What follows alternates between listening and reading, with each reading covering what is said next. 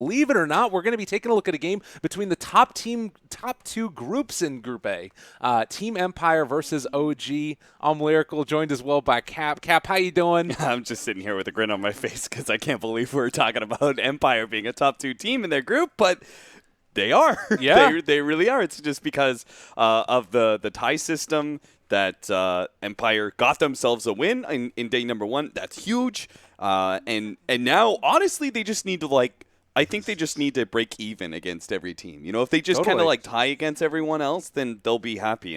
And the first big step would obviously be tying against OG, who are currently, well, actually, I believe they're undefeated. They are. I think that they've played 2 games, if I'm not mistaken, or two. They two played best 2 of twos. yesterday, but did they play this morning at all? I think this is their first one. So yeah, okay. And then a little bit later on today, they're going to play another match. I think that it's against LFY. Yeah, that's right. We're casting that one, aren't we? Yeah. So, those are the 2 initially going into this group. I would say those are the 2 of the lesser teams of this group. LFY and Empire. Yeah. So, OG have already taken on bigger threats and 2-0'd them. Again, that is going into this tournament with a certain idea of the rankings of these teams, but obviously all that can get upset as I think Empire's definitely brushed up on some things. I was impressed by, Chappie was playing more active. I like the fact that, I had this, I did my studies and I had these ideas about Team Empire and what was wrong with them and what was right with them. And when I got here and I hear other casters, mentioning the same things. I don't think Chappie moves around enough as a safe lane carry right now for this kind of patch. And I think I heard Gods echoed that exact same thought in a cast of his. So, you did not ban Meepo against Team Empire. That is interesting. I'm sure OG, I'm sure they do their homework. They're hardworking, right? So I don't think this comes as a huge surprise to them. I think that also it's a way to try in a real game test the strategies that they have against Meepo, because if they show you can't first phase Meepo against us, that's something that other teams are going to pay attention to. So maybe a little bit of a statement here from OG wanting to assert their dominance in Group A, but you talked about Chappie, his ability to move around the map. Meepo is certainly one of those heroes that's going to allow him to do that quite effectively. The other big player for them throughout these first couple of games in the group stages has been FN. I've been hearing a lot of casters talk about him being on a tear, and he's always been a very talented player. It's just kind of a question of if he can maintain that consistency, and at least day 1 they made it work. I remember casting FN 2-3 years ago. That guy was probably on maybe he was on a Power Rangers roster at one point or something like that. I feel like I've seen that guy play for a very long time. Him and Maposhka. Yeah, Maposhka too. Yeah. Yellow Submarine, I think, was what he was on before. Mm-hmm. A lot of those sort of Tier 2 EU teams in CIS region, they have a lot of players that have been able to be developed over time and now are kind of hitting their stride. Let's see. I'm going to look up FN's previous teams now because I'm kind of curious what he was. FN. I mean, the other thing also, just real quickly while you're doing that, we have a Visage Axe first 2 picks from OG. They're doing what they want to do. Nobody else is taking Axe in the first phase. I think it was, again, just in response to this Meepo or the idea that it could come out. It's quite evident that that's something they would want to run for. He was in Power Rangers in 2015 for a month and a half. Or no, longer than that. Sorry, it separates between arcade Power Rangers and Power Rangers. So he was there for a little while at least. And then before that, the first team that I remember, I don't recognize some of these other names, but New Team 123-123. That is a name. I definitely remember sitting down at Join Dota and being like, New Team 123. Come on, they couldn't have come up with something. Come on, guys. What is that? Yeah. I'm actually going to check out that roster now because I want to see if Not the most innovative in team names. Yeah, because I remember that team was actually pretty well stacked. It had FN and it had Yoku, who was super. He got super good shortly after that, and was a big hit on Team Empire soon afterwards. Seedoy, Go Black, who was a Go Black team, and No Fear. All those guys are incredibly talented. Yeah, at one point in time, all of those players had serious relevance in the CIS region. So he's got the experience for sure. Well, ET is now going to get taken. Another kind of interesting response to the Meepo, a hero that's going to build up all these stat items, has naturally high base magic resist as well. Natural Order is going to be quite effective against that. Yeah, certainly, and you've also got percentage-based damage coming out from the Earth Splitter, which is going to be very effective versus the Meepo. I think Meepo's just not an agile enough hero to be able to quickly react to the stomp. That's it's like he throws down the spear and he's going to start stomping. Everyone else can control the heroes to try and move away as quick as possible. You can't really move a Meepo like that just because the Meepos kind of like bounce into each other and block each other and stuff. So it's an interesting response so far. I think all of their heroes are actually quite adept at dealing with Meepo. Team Empire are probably looking at this and going, like, look, we got an opportunity to 1-2 Meepo. Most other teams aren't going to let us do this, and this is also versus OG. We need an edge. You can't just go into this and play normal. You need something special, and this is one of their, this is the secret weapon for Team Empire that's not so secret. Yeah. Well, one thing that is, I'm not sure if it was Empire that I saw do this, but there was one team that ran a Meepo and a Silencer together, and what they ended up doing was they stuck Meepo in the mid lane for the first 2 levels. Silencer zoned him, and then Meepo went straight into the jungle, and Silencer became the solo mid by his own right. And I don't know if that's something that they could think about going for here, but it would be another way to add to some efficiency there for Team Empire. Do you think that's a possibility, or is it maybe too greedy? Oh, no, absolutely. I think all Meepos pretty much abandoned their lane at some point in time in favor of the better efficiency and safer farm that's found in the jungle, and that opens up a lane for a support.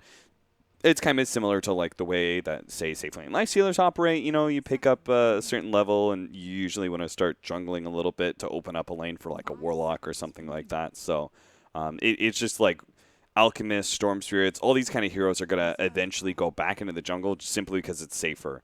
You don't want to give the enemy team that opportunity to get an easy gank on you. OG now get more direct firepower. The Lina also giving you pure damage once you have that Aghanim Scepter, so something that is, again, going to ignore the Meepo's magic resistance, even if the Elder Titan isn't there. So I really like OG's lineup, and they're probably just going to get themselves some sort of pretty decent scaling core.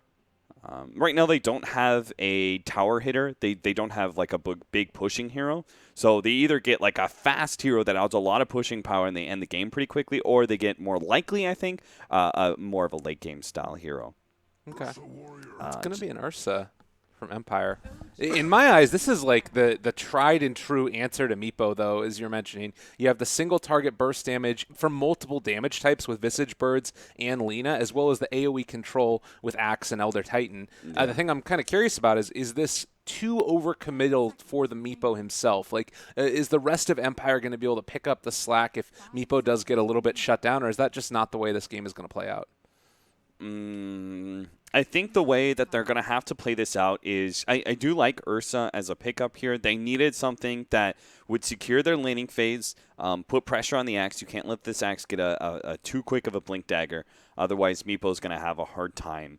You need to pressure the laning phase, and then you need to brawl as much as possible, right? Because OG, you don't have any long cooldowns in their whole entire lineup. Well, barring familiars, but that's that's a different scenario, right? But there's no real long cooldowns. They're all very active heroes starting at 15 minutes with no cooldown, so they're gonna fight a lot, and you can't just avoid them. Meepo will do split pushing things, but you need to actually give him the space in the first 25 minutes to get to a certain point. So they just have to get super active heroes for Team Empire, and Ursa is probably one of the better of those heroes.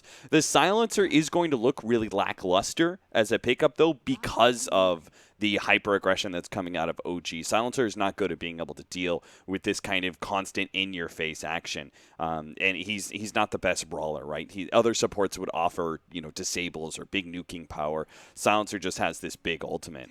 And that's not going to be for every fight. So an off lane, this is actually would have been one of the few Clockwork games. Oh, good ban out then. They're taking it out, and I guess the other ones, there's Darkseer. They're going to go for the Slardar.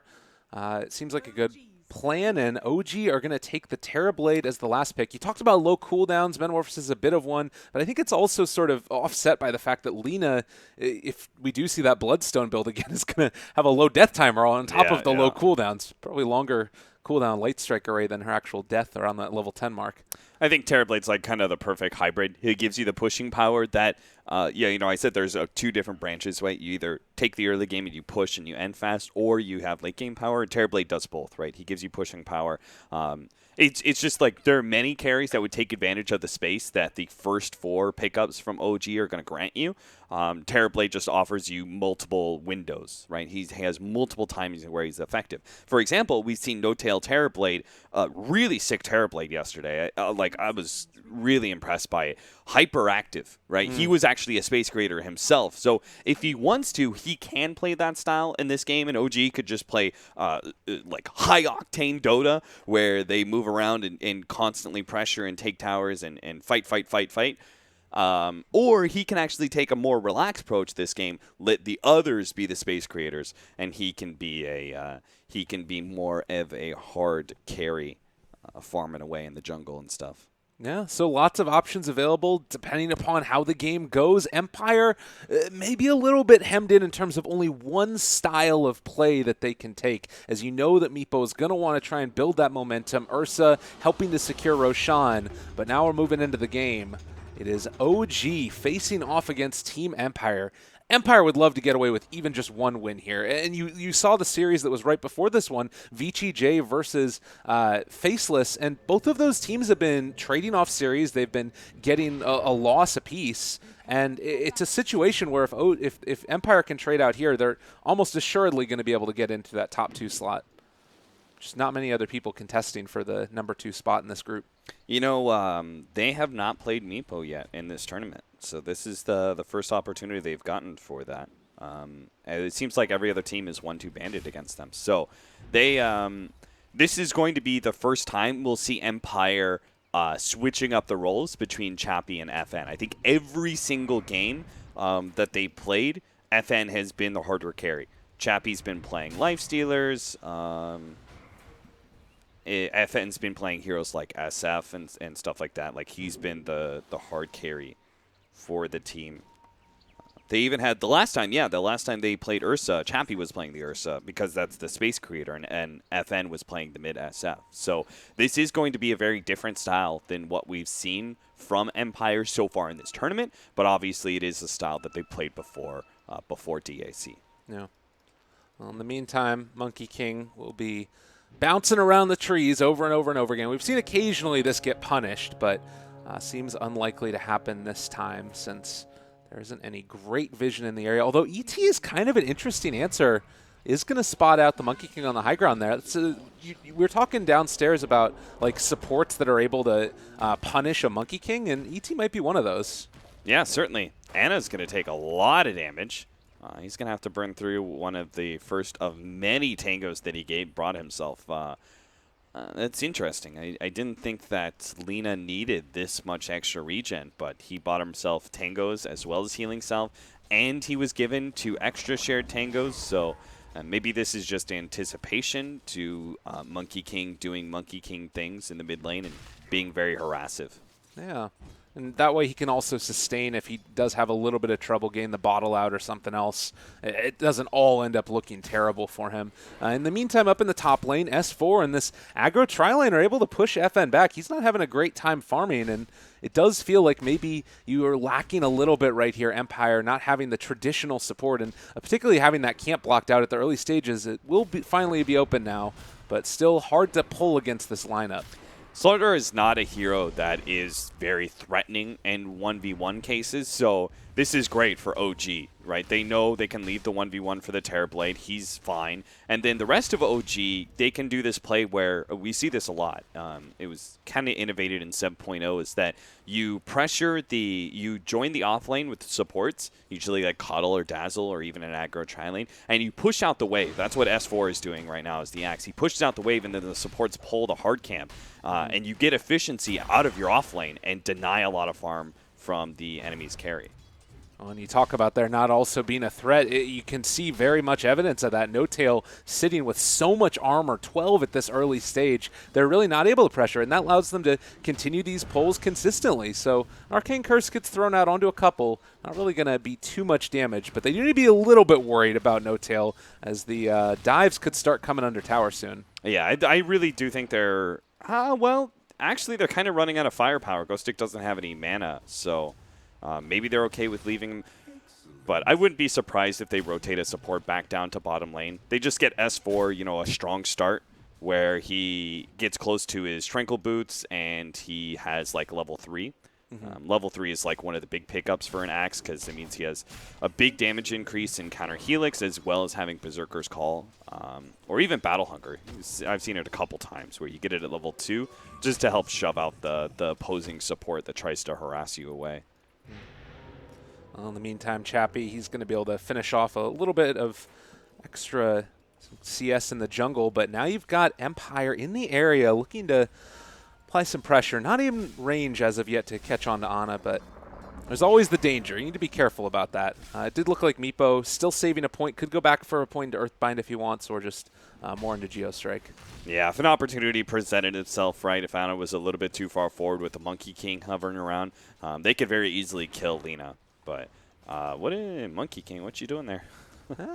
Just showing off. Down. Yeah, he just does Monkey King things. He pops down in the enemy's jungle, shows himself, but it doesn't matter because he could just jump onto trees whenever he wants. Yeah, I mean, Fly's keeping an eye on him also. They realize where he's at, and that's the big thing. It does not look like they have any great way. They have some tangos, but unlikely to be able to kill off the Monkey King. S4. I was about to say, I wonder if S4 is just going to go for a guess on one of those trees, but not yet. Jarex does come down to the bottom lane, help secure No Tail's farm a bit more. The Visage Axe dual lane is fine enough. You don't want to tri-lane too much because you start cutting into the experience of the Visage. And Visage is a very level-dependent support that can accomplish a lot in the mid-game if you do have the farm to back it up. Well, he's, in the meantime, rotating towards mid a second. I don't believe that Monkey King spotted him there, but he's just going to stick around for the moment while we have a couple of bounty runes getting taken away. Jarek's able to snag one over there with the early boots picked up for him.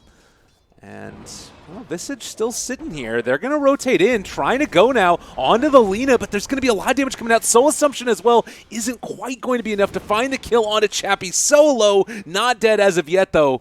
Just 23 HP, and it looks like with the second Meepo, they might even be able to run down Ana, throw in another Light Strike array, but there's the jump forward. The Monkey King coming in as well, has a Boundless Strike, turns and is able to hit it onto there, but now the last word comes back. They're able to draw first blood, killing off the Monkey King. Chappie barely left alive. That Fairy Fire. Yeah, that was a sick Fairy Fire play. That was really well done by Chappie. You can see why teams are supposed to 1-2 ban this Meepo against them. Sick plays so far, good micro, and you just understood the nature of the hero and the extent at which he can just run into the enemy. Yeah. Well, you can see S4 down here as well. It's taking a lot of damage from FN. The Bearman is mad and trying to kill him off, but he guesses the wrong way or possibly just did not want to chase it too much further. Might have died with the Battle Hunger on him, but I was about to say, if S4 actually just ran towards the shrine and activated, he might have actually been able to kill FN, but S4 does play a pretty dangerous game there, challenging the Ursa underneath the creep wave. And they are going to find the Monkey King. Yeah, this is a long duration stun. They've got the call after the fact as well, so that should be enough for a kill. They take down the Monkey King, and they'll be happy about that.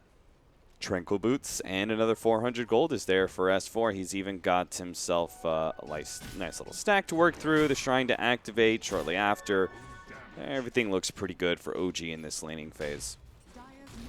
So 2-1, 6 minutes in. You can see that is still a little bit of a net worth lead into the favor of Empire. Just again, based off of how well this Meepo has done in the lane so far, 47-2, including the jungle creeps, as opposed to the 35-0 of the Lina. Just a little bit more efficiency coming out because he's able to have access to that jungle. Yeah, I think Ursa and Meepo are pretty farmed, and their Slardar is a lot of CS as well. Of course, he got the early 1v1, so he's going to get some early treads, hopefully translate into a relatively fast Blink Dagger, though. That Blink Dagger timing is going to be really key, so I would actually like OG to start making a rotation down to bottom lane pretty soon here. I'm not sure how. Maybe Ana makes a TP rotation, or he goes for the 8-minute rune at bottom lane and then just slides into that bottom lane for a gank. But I would like them to shove the Slardar out a little bit more. Just because that timing that we were talking about earlier, where you have to create space for the Meepo, that's going to be most effectively found through Empire's Blink Dagger on Slardar. Okay. Well, and I think that, you know, they haven't really been able to pressure that Ghost Stick Slardar yet, and it does feel like that, like you were saying, it's a pretty imperative that they do it. But I mean, does it cost them anything moving down here, or is it just like need to wait till you get the levels up on Ana and find a moment to actually go for the rotation? It's just like a crime of opportunity, right? Okay. It's just like, you know, if you see the opportunity, you should head down there. King R. Dead. Quick little dunk, and they'll be able to take that one down. Mid lane, he did have the ET move in, going to scout out to see if anything was going on over in Roche, maybe expecting that there could have been a play in that direction, but well, Meepo's just still farming away, building towards that first Dragonlance, and almost going to have it completed now. Yeah, I was kind of surprised they checked out Roshan, because I don't think Meepo can do it yet. I think he needs the third Meepo and Dragonlance before you can really do Roshan with ease. Oh, this is a big play. Yeah, this is great. Great timing for this. Light Strike Array just randomly. No, they got him. They had the Vid ward down. I don't know why. They must have had a sentry just to see if there was a ward placed out for the Meepo. And then, because I don't think they knew about that invis. It was picked up in the bottom lane. They didn't have any vision there. So no. I think that was just scouting for a ward and ends up finding an invis hero instead. Well, it's still a very, you know, scary moment. Meepo's getting the farm that he needs, but it does feel like OG are going to have those tools that they need to deal with it, as we do have some movement down here towards the bottom lane. Monkey King is showing up. Fly trying to run out of here, but is going to be under fire and soon to be brought down as well. So a good pickup there for the Monkey King. They're still getting about as much farm on the Axe. In fact, he's, what, 700 gold ahead of the Slardar. Kind of to be expected because Axe jungles so efficiently. So he'll have his Blink Dagger. So maybe instead of Ana making that rotation down to bottom lane, I didn't really expect Axe to have a 10-minute blink. So I guess the first rotation can come out from him. Meanwhile, they're going to be taking down these Ancients as well while their Tier 1 tower is under fire. So OG trying to make the best of it. Would you say right now that Empire are the ones that are able to more effectively take the team fights? It's until that Blink Dagger comes up? Until that Blink Dagger, sure, because Ursa is so strong, but not anymore. Oh, well, Boundless Strike. They still are able to catch here onto the Slardar as well as the Monkey King, and now Light Strike right comes through as well. They're starting to bring Ghost Stick low, and he is going to end up possibly burning down to this Soul Assumption to finish it. Nicely done. S4 grabs his Blink around the same time here, so Jarex runs into 2. It won't matter, though. He should be fine here. They juke the other direction, and still dealing a bit of damage. Meanwhile, Ana will force him back with Light Strike. Right, actually. Blade. You can just execute that guy at any point, but holds on to it for now. Maybe that's for the best, with the Meepo actually still lurking around the corner. What I liked about what Empire did is they seemed pretty clear as a team what to do with Meepo strategies, that the 3-man push into the bottom lane, if you force multiple rotations by OG all the way down there, right, it's a lot of distance to get back into where Meepo's usually farming. This whole entire jungle area is usually where Meepo's at, these two areas. So those are the 2 cores you want to create space for right now. So I think that was a smart little play there by Empire, putting those heroes down to bottom lane and then backing up kind of at the right time too. We keep on seeing these movements too by OG in towards the Roche pit just to check to see if it's getting taken, because Ursa's playing off the map in those areas that you were just talking about as well. So it feels like right now OG, they're just very cognizant that that's something that could be happening and want to shut down any access that they might have to it. I mean, it works out okay for Empire though, because they're not actually moving in to go take Roshan. They're trying to win a team fight first, I would imagine. It is coming at a hefty price, though. They're losing A lot of their outer towers, mid tower and safe lane tower, gone by 11.5 minutes. And No-Tail's even going to put a good chunk of damage onto this tier 2, it seems, as nobody from Empire wants to rotate over. They're kind of baiting out FN right now with this fresh Blink Dagger picked up by Chappie, but no one from OG is taking the bait. And instead, it's a smoke up. This was not scouted, I don't believe, by OG. And, well, the wraparound is coming. Chappie looking for that initiation. There is an Invis rune picked up for Ana, though, so we should be fine. Oh, no. Oh, that's really unfortunate for them. And now the counterplay comes out. The big Axe Call Global is there as well, though, and they are going to be able to run him down. Nice combination coming in from FN, able to find that kill. And Ghost Stick in the meantime, they're going to try and run him towards the south side. Chappie takes down Fly over here. Ana going for the kill on Amiibo. They are going to be able to connect onto it. So comes out of the Invis in time to use that Laguna Blade. Good thing that he saved it. And it looks like Ana trying to run away again, but you have Ursa up on the high ground. They're chasing him down. Is going to be able to find that kill 4 in the end.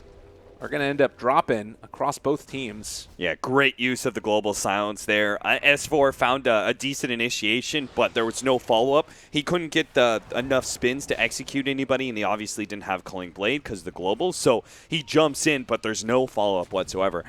That said, it's expected. A global silence was used, a very big key for Team Empire in team fights. What you should do as OG now is not let that deter you in any way. You should just revive, go right back in, and start playing aggressive again, because this time around they don't have anything to stop your initiation. And as if on cue, they're going to move in again. They have Metamorphosis up for No-Tail if he wants to join in these engagements as well. Is there a point where you could start seeing OG think about like trying to rush Roshan if Global Silence was down and maybe you get a little bit more items on these heroes? Only if they get like a really good smoke push out and they catch like a very key core or even a full out team fight that they win. Only in that case. It's not something that OG are going to try and take unless an opportunity presents itself. Maybe opportunity presents itself at least a little bit here as Monkey King in trouble is going to fall. No-Tail picks that one up. That's a decent pickoff.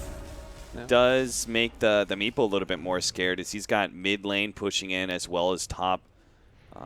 He is going to probably just go for the bottom lane push, knowing that there's so many of OG members occupying the dire jungles. So better for Chappie to play in the bottom half of the map. Just because you have Blink Dagger doesn't mean that you should try and be active yet on the Meepo. It's more like you pick up that Blink Dagger and you occasionally go for a pickoff, but I think they know OG's staying really grouped up. It's one of the big things about preventing Meepo from spiraling out of control is you just got to 5-man sometimes. Yeah, and they're doing a good job of it. We're going to see trading off towers, but it has really felt like OG have been the one outmaneuvering Empire a little bit around the map. They have only lost this first Tier 1 tower at this stage in the game, and now over here by the Shrine, they've been able to catch on to the Monkey King yet again. Throws out the Boundless Strike. Chappie's in the area, though, looking for the initiation, is able to find onto Ana. There's going to be the Global Silence. Ana's going to drop, but he's going to be back very shortly with that lowered respawn time. Still, though, nothing else to come of it. Yeah, that's the Lina really is the antithesis to the global silence, right?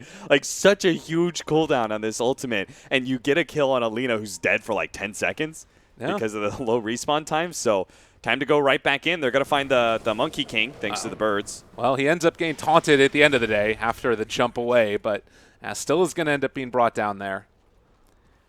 And probably time to take a Tier 2. So I would probably utilize No-Tail's presence and just try and bulldoze the mid-Tier 2.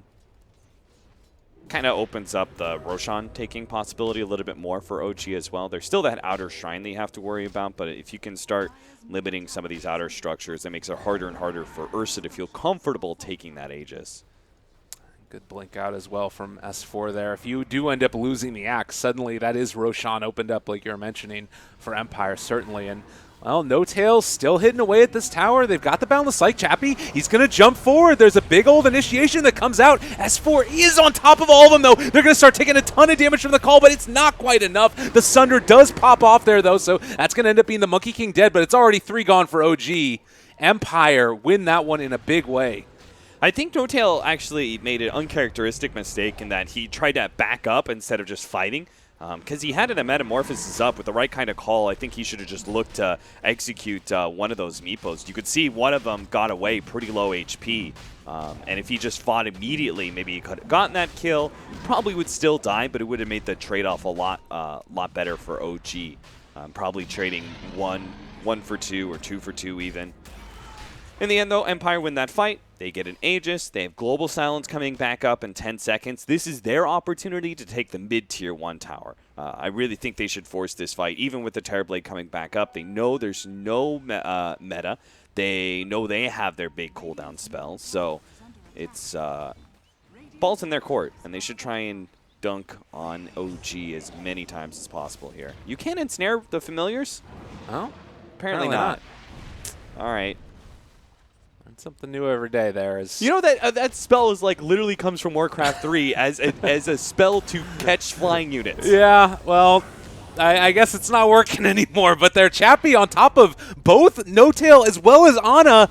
Oh, God, they're in a lot of trouble, though. Chappie dropping very low. They're able to turn it back around. Still going to try and escape from that, but it is going to be the Aegis burn. FN on top of Jarex as well, trying to bring him down. Enraged up and brought down, but Chappie jumps forward again. Everybody caught in the nets, the poof, the death. They're out of there, but you do have Ana who's going to be coming back in just a second, trying to get in with the rest of the team, but isn't going to end up happening. Now Fly in trouble. Chappie jumps forward, gets that kill as well. They are just all over OG. And Empire looking quite strong in this one. Let's go Team Empire, man. Ooh. That, man, if Empire managed to tie out with OG, yeah, they're going to look so good for that, like, probably second place slot in their group. This is pretty good. OG are probably thinking like, this is why everybody bans it. this is why, guys. This is why. I mean, Chappie's about to have himself a sheep stick now. Like, he is incredibly farmed and hitting that stride, level 20 now, so he's getting the extra attack speed, has lifesteal built into himself. You know what the best part is that I like this item choice by FN. Well thought out. Blink Dagger, he got the initial Morbid Mask right because you always need that as an Ursa. Gets the Blink Dagger. Now he's going to go for the Desolator. It gives them some real bulldozing power, taking these objectives. Because Meepo's going to start controlling the map, and he's going to split push really well, and he's going to be a big threat in just being able to get the boom, insta-kill. Whether it's pickoffs or leading the initiation on a team fight. If they can translate that into faster kills with the Ursa having Desolator, as well as taking some of these objectives, and they can close out this game probably about 35 minutes. Because Meepo lineups do have a timeline. You know, they do actually drop off if you start going too late. So Empire has a decent advantage right now. They need to secure that advantage by taking some of the rest of these outer towers. So they need another, like I would say it's a good opportunity for them to smoke gank pretty soon, push out, get another pick off or team fight that lets them take the rest of these outer towers, control the map, and start thinking about ending the game. I mean, you can see it also with the item selection that you've got. Silencer is going back for the Pipe of Insight here, so you start to go towards those items that are going to help mitigate the outspam that you have on the rest of OG. It allows you to press for high ground more effectively in that way. All in all, this is feeling like Empire have designed a great draft around the Meepo in spite of all of the quote-unquote counters that you have on OG. But that's still a question of finding those right fights. And Axe is always going to be an issue. Terrorblade, if he gets the Metamorphosis off and can just beat away at one of these heroes, it's going to spell a lot of trouble. Although Ana is down to 6 Bloodstone charges as well. Good time to smoke up, push out. Empire, you're reading my mind. That was a Dire and Radiant scan in the same area. I'm not sure if the Radiant scan picked up something, but it does feel like OG might know. Oh, they might run into No-Tail, though. That's an Invis-Rune. They didn't end up breaking smoke on him. Now they realize it. They dropped the ward down. Still looking. This could be huge, but now they might be running into the rest of OG. I'm not sure if this is going to be good enough. They are on top of No-Tail. And there it is. They've been able to catch him. Global comes out as well. They've been able to take down No-Tail. Now going to take down Fly. Empire finding pickoffs and soon to take objectives. This Silencer Meepo combination has worked out so beautifully.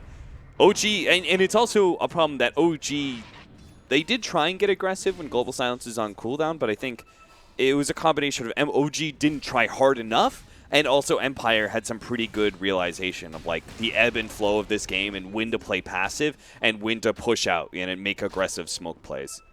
Because it's easy for me to sit here as an observer and have all this information and call for smokes at certain times, but it's a lot harder in the fog of war, both literal and figurative, to try and play out and make the correct calls at the right times.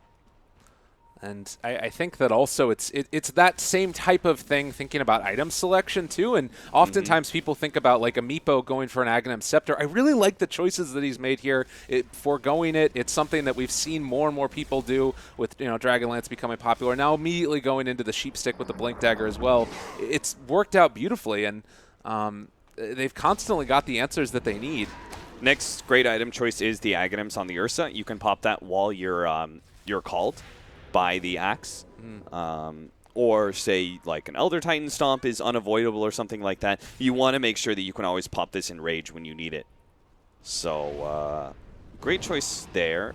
As far as OG goes, though, it's not like they're totally out of the game. Meepo is one of those heroes that a Meepo strategy looks, unstoppable until that one team fight happens, right, where they finally are able to blow up the Meepo, and then just this huge wealth of gold and especially experience goes back into the favor of OG, and very quickly the tempo, just like the wind will go out of your sails with the Meepo lineup. So OG are not entirely out of it, though. They are kind of close to being down and out. I think another bad team fight.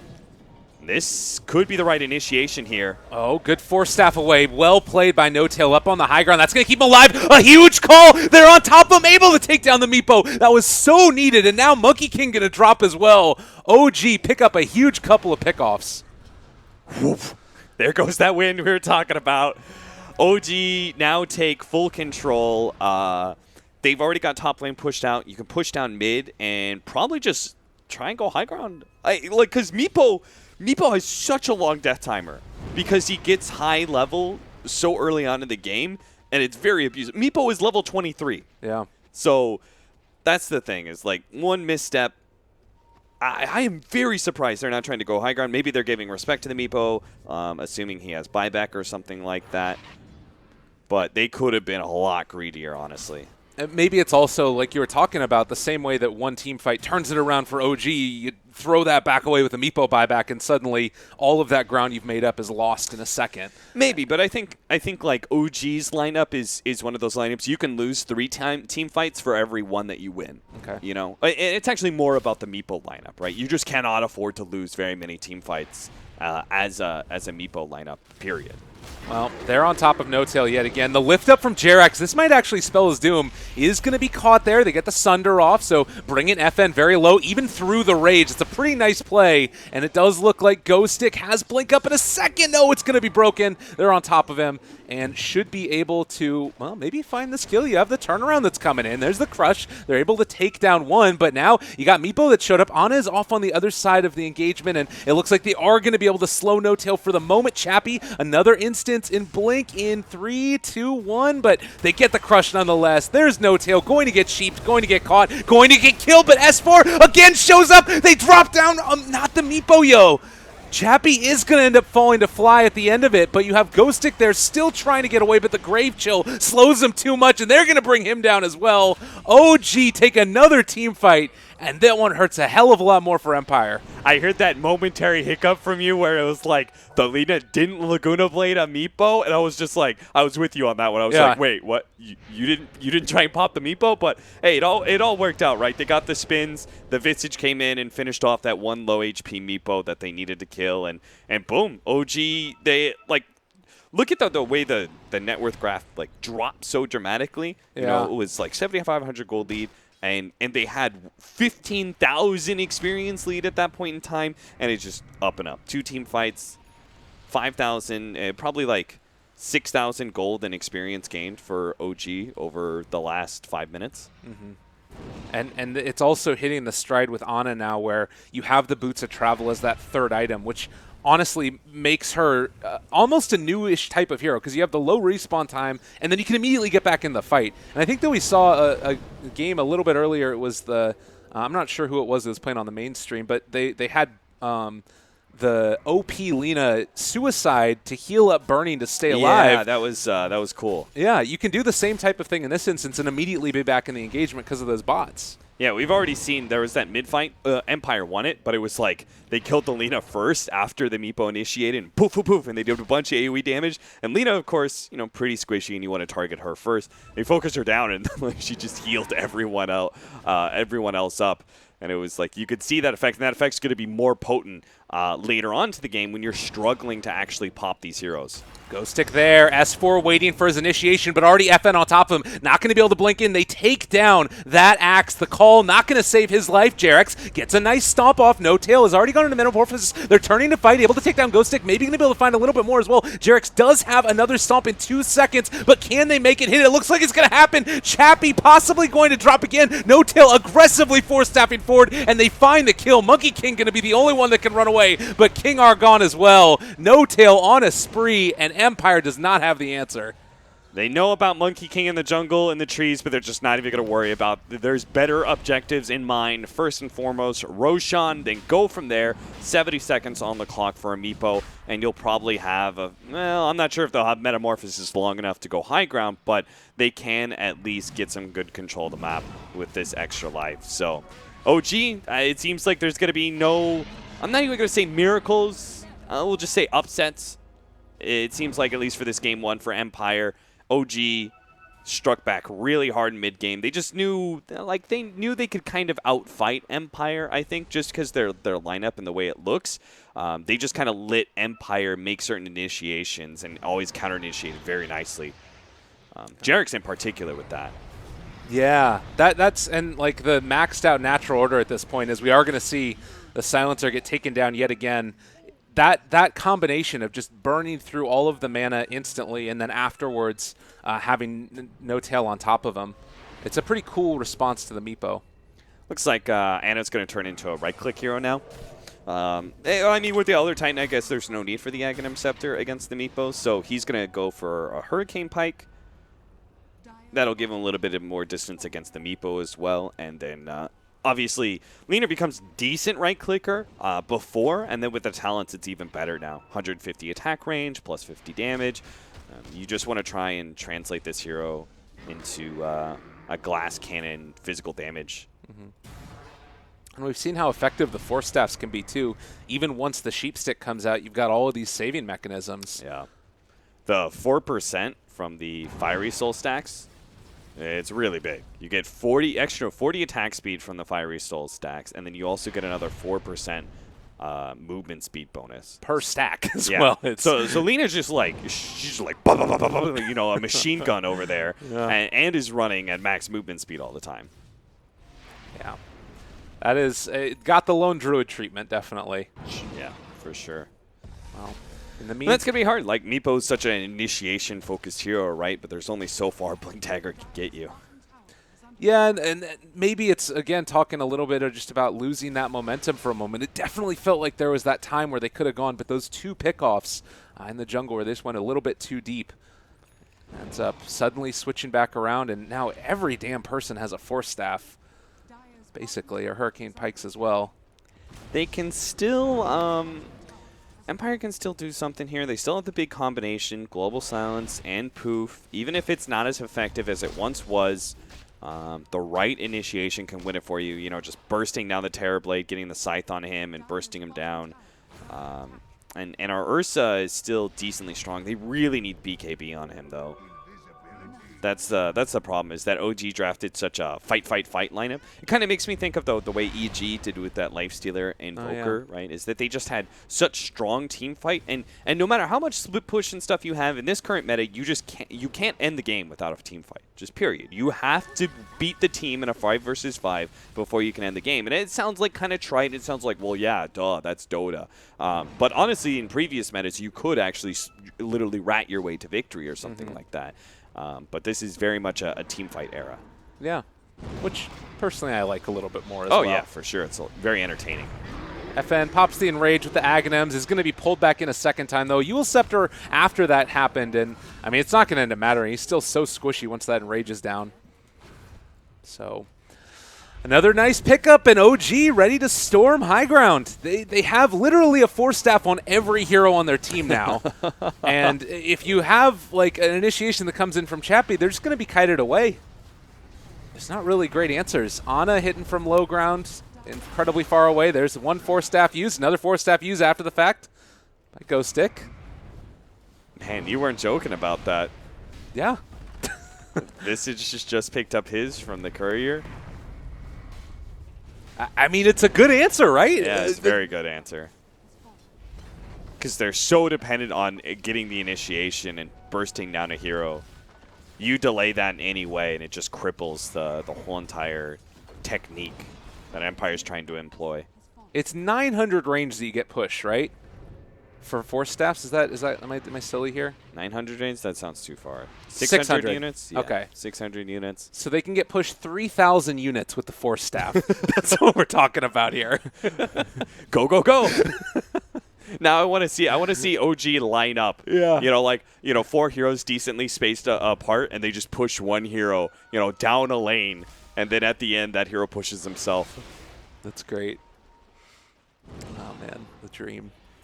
Well, in the meantime, Empire needing to make something happen. They're going to be going in for a pickoff play. They can't take the fights 5-on-5. No Tail is going to be the one that they find. Jump forward, the Hex. There ain't no 4-staffs here, mister. No, wait, never mind, there is. But they're still on top of him and controlling him up. There's going to be the net down as well. He's stuck down there low. He's going to force step up, but still going to drop. And it does look like they're able to control up. Fly for the moment. The Earth Splitter doing a lot of damage to Chappie. Fly jumps forward, but isn't able to find the kill. And now Axe calls, kills one, but is it going to be enough? Ghost Stick still there. They don't quite get the crush. Chappie is back in here. He sent back a couple meepos. Can go in for another round if he wants to. Has the blink and the hex available. Looking for Ana. Is going to be able to jump forward, catch it. The 4-staff actually hit the meepo instead of Lena. So that means that they are going to be able to take her down. And now S4 also in some trouble here. The chase forward by the bear. Empire may have found the answers that they needed. Still being kited away by this 4-staffs, but it's not enough. There isn't an answer, and there's no buyback either. Jirax is going to die. It's going to be a wipe. Oh, gee, what have you done? Oh my god. I mean, it's fine because tier 2s are up and stuff, but that could have been just Terrorblade dying, right? It really could have been as simple as that. Like, oh no, they killed our Terrorblade, everyone else will be fine. But OG kind of stuck around. They thought oh, maybe we can still fight this. The Axe went back in, killed the Monkey King. That kind of led some of the other OG members to try and stick around and see if they can fight it out. But Chappie, that initial fight, most of his meepos went down about half HP. He was very good at cycling them back to base before going for that second round of aggression behind that top tier 2 tower. And the other thing is that and part of the reason it's working is because he got that level 25 400 health. Yeah. Like we saw that a couple of those meeples got quite low. That would have been a kill, I think, in the previous engagements. But so many great talents on that hero, and he's also been able to build back in towards a Scotty. What do you think is the next big item for him? Some people go like the E-Blade. I've seen Heart a long time ago. Not sure. Not sure if Ethereal Blade. Maybe. Yeah, probably Ethereal Blade. I was just trying to think it out if there was any reason you would get more stats over the potential burst damage. But it's that was a dream scenario. They need to do that every single time, which is jump on the Terrorblade, burst him down. So then when the rest of the enemy team that OG, they file in, they try and deal with this Meepo, but after the Terrorblade's already dead, they're going to run out of firepower at this point just because the Meepo is so tanky. Yeah. And they need sustained damage at that point, which is obviously where Terrorblade is supposed to fit in. So Empire going to continually try and catch him out as much as possible. They also have to fear that eventually Ana will turn into a right-click damage dealer, though right now he is trying to work on a Lincoln Sphere next item to deal with the Blink Sight device from the Meepo. Yeah, that makes sense. You need to make sure that happens. I like the movement around Chappie again, trying to finish off these towers whenever possible. I'm also curious if we're eventually going to see Empire going back for the bots on him to allow him to go for those, constant split push. It's a scary against the lineup that OG has because of all their pressure. Does the game plan change that much for OG the way they want to try and take it? Do they still keep on going for 5-on-5 engagements? Yeah. I don't think this game changes too much for them. It's kind of like the resilience. You just need to have some mental resilience and say, okay, just because we lost this team fight doesn't change anything. right? It's just like we were talking about before. They won a team fight off of global silence. That doesn't change anything. You don't revive and then play scared because you lost a fight. You need to stay mentally strong and just go back out there and win the next one. So I don't think anything really changes for them. Probably just protect No-Tail in his positioning a little bit more. If No-Tail's going to be farming, you remember that like half circle I was talking about earlier? Push out some of your heroes so that if the smoke comes in. Monkey King there is going to be caught. What was he doing there? Well, he was in the trees, and then he laid down a ward, and then they took it out. That's one of the nice nerfs that Monkey King did get was the reduced vision at nighttime, which I think was much needed. And now a smoke play. Chappie. Oh, he's going to get out there at least with that one. And we'll see if anybody else from Empire is going to get caught.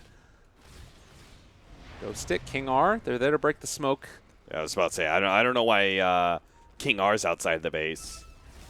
Oh, God, they're going to jump on a Chappie, though. They've got him there. Counterplay comes out, but it's not looking like it's going to be enough. Chappie is about to half HP. Does look like he's going to be able to run away from him for the moment. FN still does have Enrage if they want to use it. There's the Earth Splitter going through. Not quite taking him down as of yet. Monkey King is going to fall, even though Wukong's command is out there. Another blink forward. They've caught him. They're going to be able to take down the Visage. Looking to try and finish off No-Tail, but Chappie dropping very low is going to die. Buys back immediately, as does the Slardar, and No-Tail still standing strong. Is going to try and get out. Force Staff! They're able to save him a second Force Staff! Oh, the value! Oh my God, these Force Staffs are just hilarious. Jarex is going to be able to TP away too. I mean, when they initially went for S4, and that was also, I think, a mistake inherently by Empire, but they got jumped on, they popped Global Silence, and they committed a lot to try and chase down S4. S4 got like go-go gadgeted the hell out of there, It was just like 3 Force Staffs in a row, just like poof, poof, poof, and he was so far away. And there was also a little bit of micro there from Chappie. He brought a low HP Meepo, and that's the end of the game, I think. Oh, no, Chappie. Maybe. Well, turning, trying to get out of there. The battle hunger is on no, him, but can they get it? They're so low. Ah, they got him. And yeah, that one should potentially be it. 120 seconds, and it all started because they were trying to kill the Visage Familiar, and they couldn't quite get it. You know what they call that, right? What? Jebaited. Jebaited. Cap outdated, you've been jebaited. All right, well, Roshan time and time to end the game for OG. I have to say, like, OG, Lyrical, I've casted a lot of Tier 2 and Tier 3 teams in my time. And I'm not saying that Empire is Tier 2 or Tier 3, but I do notice a similar storyline of some of these teams that are below the cusp of the skill level that we're normally looking at. And what always happens, almost always, is that they actually look fine in the first 10 to 15 minutes. And this happened here. Empire looked great for the first 20 minutes with this meatball lineup. But as the game went later, it felt like, they made some mistakes. Maybe it's pressure. Maybe it's they're dealing with some situations that they're not normally used to. A lot of things, right? Because you have a lot of experience playing the laning phase out. But as you start going later into the game, it does become quite different. Well, there's the global use. They're trying to get whatever they can. BKB popped for FN, and they are going to be able to control the Lina for the moment, as it also looks like they're starting to bring down No-Tail. They get a Sunder off. A nice jump. S4 on top of them, though, and the huge deeps come out from Jarex, and GG going to be called. OG put on quite a performance here with all their Force Staffs. Yeah, they certainly did. The point of what I was saying earlier was just that it's very clear that Empire has less experience than OG, and I think that ultimately makes the difference between this team being able to close out this Meepo game and being able to take game 1 against OG and them failing to do so, kind of tripping up and letting OG find that opening, find that mistake that was made and push it for the most. So still impressive stuff by Empire. I still think that other teams should look at this and go, okay, I agree that Meepo is a 1-2 ban against Empire. I think there's just like certain comfort picks that you should not let some of these teams have, and Empire with Meepo is definitely one of them. Yeah, totally. And I think that it's worth bearing in mind that this was against OG, a team undefeated and one of the best ones of the qualifiers, or rather the group stages so far. So still a lot of action to come. We've got game number 2 right around the corner, OG versus Team Empire, here on the second stream for the DAC qualifiers. Group A going to continue right after this.